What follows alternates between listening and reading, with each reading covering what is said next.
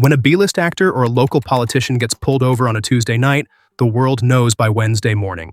The mugshot is on TMZ. The body cam footage is on YouTube. The public apology is already being drafted by a panicking publicist. But here's a strange mathematical anomaly. There are over 2,700 billionaires on Earth.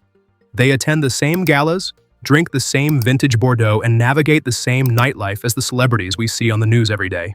And yet the billionaire mugshot is a vanishingly rare artifact of the digital age. You can count them on one hand, which raises a question that is either deeply reassuring or deeply unsettling, depending on how you look at it. Is it because they're more responsible?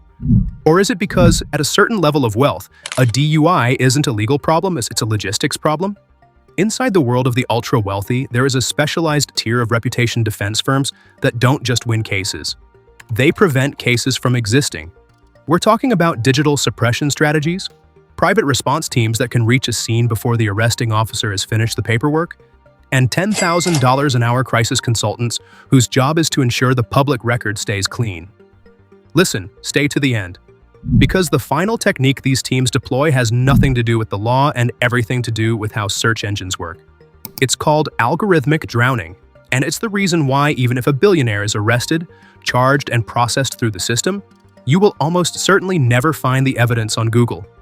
No brochure voice, no conspiracy theory, just the mechanics of reputation engineering, translated into how it actually works, what it actually costs, and what it tells you about the world it protects. Most wealthy people, the standard issue millionaires, have a good lawyer. If they get in trouble, the lawyer goes to court, negotiates a plea deal, and tries to keep the client out of jail. That's the normal version of defense. And at the billionaire level, that version is considered a failure. Because success at this tier is not defined by winning a court case. It's defined by ensuring there is no case to begin with. The terminology used inside the firms that service this market is total erasure. Not acquittal, not a favorable plea. Erasure, the systematic elimination of every trace that an incident occurred, from the police report to the Google results to the memories of anyone who happened to be standing nearby. To achieve that, the ultra-wealthy retain reputation defense firms on standing contracts reported to range between $50,000 and $150,000 per month. These are not traditional law firms. They are hybrid organizations that combine former senior law enforcement officials, elite digital forensics specialists, crisis PR operatives, and in some reported cases, former intelligence professionals. The monthly retainer guarantees priority response. The per-incident fee when something actually happens is where the real cost begins. The myth: a billionaire's legal advantage is having a better lawyer. The truth: a billionaire's legal advantage is having an entire system that activates before a lawyer is even needed. The lawyer is the last resort. The goal is to make sure the lawyer never has to open a file. That's the distinction. A millionaire calls a lawyer after the handcuffs go on. A billionaire's security infrastructure triggers a response protocol the moment the blue lights appear in the rearview mirror. Now listen closely, because this is where the system moves from legal defense into something the industry calls reality engineering. In reputation defense, there is a widely cited principle. The first 60 minutes after an incident determine whether the incident becomes a story or disappears. After 60 minutes, photographs have been shared, witness accounts have been posted, and local news desks have been tipped. Before 60 minutes, the information is still fluid, containable, negotiable, and in many cases, purchasable. The preemptive protection layer starts before any incident occurs. Most billionaires don't drive themselves, but on the rare occasions they do, a vintage car on a coastal road, a new acquisition on an empty stretch of highway, the family office's security protocol typically ensures they are never truly alone. Industry sources describe what is known as a shadow vehicle, a discrete security car that follows the principal at a distance, close enough to respond but far enough to be invisible. The team inside that vehicle is not there for physical protection. They're there for informational protection to manage the environment if anything goes wrong. If a traffic stop occurs, the shadow team's reported protocol is immediate documentation. They record the interaction from a distance as a counter record. They note badge numbers, cruiser identifiers, and the presence of bystanders. And crucially, they alert the reputation defense firm's incident response team, often before the arresting officer has finished running the plates.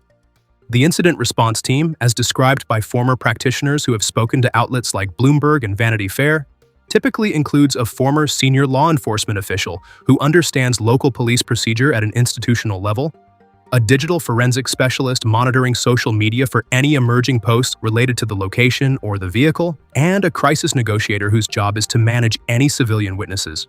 Managing witnesses does not mean intimidation.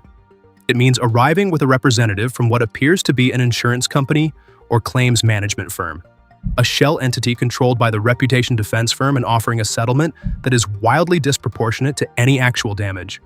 If there was a fender bender, the witness receives a check for 5 to 10 times the value of the vehicle, accompanied by a non-disclosure agreement. The NDA doesn't just prevent the witness from speaking to the press, it prevents them from cooperating with the prosecution. Without a complaining witness, without civilian testimony, and with the technical evidence under aggressive legal challenge, the prosecutor's case becomes significantly harder to pursue. The billionaire doesn't beat the system. They outresource it, and the resource differential is not close. A county district attorney's office operates on a fixed annual budget. The reputation defense firm bills by the hour at rates that can reach $10,000 per hour for senior partners with no ceiling on total spend. It is, in the most literal sense, a war of attrition where one side has unlimited ammunition and the other side has a budget meeting on Thursday. Listen, most videos on this topic stop at the legal mechanics. They explain the lawyers and the settlements and leave it there. But the legal system is only half the battlefield. The other half, and increasingly the more important half, is digital. In the modern era, the physical record of a DUI is manageable. A skilled defense attorney can challenge the calibration of a breathalyzer, the probable cause of the stop, the chain of custody of blood draw samples, or the procedural compliance of the field sobriety test. These are well-established legal strategies, and at the fee level these firms charge, but the digital record is the true adversary. Because even if a case is dismissed, reduced, or sealed by the court, the internet does not seal. A local news article, a bystander's tweet, a Reddit thread, a YouTube upload of dashcam footage, these exist permanently in the search index. And for a billionaire whose company's stock price, board relationships, and political access all depend on public perception, a single search result on page 1 of Google can be more damaging than a criminal conviction. This is where the technique known as algorithmic drowning enters the picture. The principle is straightforward. You cannot delete a news article from the internet without creating a bigger story, the Streisand effect, where the act of suppression generates more attention than the original content. Reputation defense firms understand this. They don't try to delete the article, they bury it. The method, within 24 to 72 hours of an incident, the firm deploys a coordinated content campaign. Dozens of high-quality, search-optimized articles are published across a network of content platforms, news syndicates, and sponsored media channels. The subject matter is deliberately positive and deliberately boring. Philanthropic announcements, industry commentary, conference appearances, investment news. Each article is engineered to rank highly for the billionaire's name as a search term. The effect is cumulative. Within days, the original DUI article, which may have appeared on page 1 of Google, is pushed to page 8, page 10, page 12. Statistically, fewer than 1% of search users click past page 1. By page 12, the article functionally ceases to exist. The firms that execute this work don't disclose their client lists, but the industry itself is well documented. Companies specializing in online reputation management, operating under that exact label, generate estimated annual revenues in the hundreds of millions globally. The service is not illegal. It is not even, strictly speaking, deceptive. It is the strategic application of content volume to manipulate the output of an algorithm that was never designed to distinguish between authentic journalism and manufactured noise. The myth, if a billionaire gets arrested, you'll find it on Google. The truth. If a billionaire gets arrested and the reputation defense system activates, the article about the arrest will exist. It will not be deleted, but it will be buried under 50 pieces of optimized content about ocean conservation and green energy investments, pushed to a page of Google that no human being has ever visited. The information is technically public. It is functionally invisible. The second digital tool is copyright acquisition. If a bystander uploads video of the incident to YouTube or any social media platform, the firm contacts the uploader directly and offers to purchase the copyright to the footage. The reported price range is $25,000 to $100,000 depending on the severity of the footage and the profile of the client. Once the firm owns the copyright, they issue a DMCA takedown notice to the platform. The video disappears, not because it was censored, but because it was a copyright violation. the platform's algorithm treats it as a dead link. It is removed automatically without editorial review and without the platform ever knowing the true reason for the purchase. They aren't defending a client, they are editing the internet. Quick question before we go deeper. Which part of this system concerns you more, the legal mechanics, where a virtually unlimited budget can out-resource a county prosecutor into dropping a case? Or the digital mechanics, where the public record can be functionally rewritten within 72 hours using nothing but content volume and copyright law? Drop us a note in the comments with your thoughts. But what happens when the case is too big to bury? When there's a serious accident, when the media is already circling, and when the incident has generated enough public attention that algorithmic drowning alone won't be sufficient? This is where the $10,000 an hour partners earn their fee in what the industry calls jurisdiction strategy. If the arrest occurred in a small jurisdiction, a rural county, a resort town, a location where the local district attorney's office has limited resources and limited experience with high-profile defense teams, the firm will immediately file motions to move the case. The legal basis varies: pretrial publicity, conflict of interest, procedural irregularity. The practical effect is consistent. The case moves to a larger jurisdiction where the firm has deeper institutional relationships and where the complexity of the defense can be deployed at full scale. Simultaneously, the firm deploys a procedural audit of the prosecution's case. Private investigators examine the arresting officer's disciplinary record, the maintenance logs of the breathalyzer equipment, the accreditation status of the testing facility, and the chain of custody of every piece of physical evidence. They are not looking for innocence. They are looking for procedural vulnerabilities, any point where a technical failure in process can be used to challenge the admissibility of evidence. The goal is what practitioners describe as strategic doubt. At this level of resource, you don't need to prove innocence. You need to make the prosecution so expensive, so procedurally complex, and so legally exhausting that the government concludes, often correctly, that the public resources required to pursue the case exceed the public benefit of a conviction. The case doesn't collapse because the defense won an argument. It collapses because the prosecution ran out of budget. Inside the industry, this is sometimes called the soft kill. You don't fight the law, you exhaust it. If you've made it this far, you're not watching for the celebrity gossip. You're watching because this system raises a question about justice that doesn't have a comfortable answer. Add it up. The standing retainer for the reputation defense firm: $50,000 to $150,000 per month, or $600,000 to $1.8 million per year. The per-incident activation fee for the response team, reported at $250,000 to $500,000 for a standard containment. The algorithmic drowning campaign, $100,000 to $300,000 per incident. The copyright acquisitions, $25,000 to $100,000 per piece of footage. The legal defense if a case actually reaches the courts, $1 million to $10 million depending on severity and jurisdiction. Witness settlements variable but reported in the range of $100,000 to $500,000 per individual.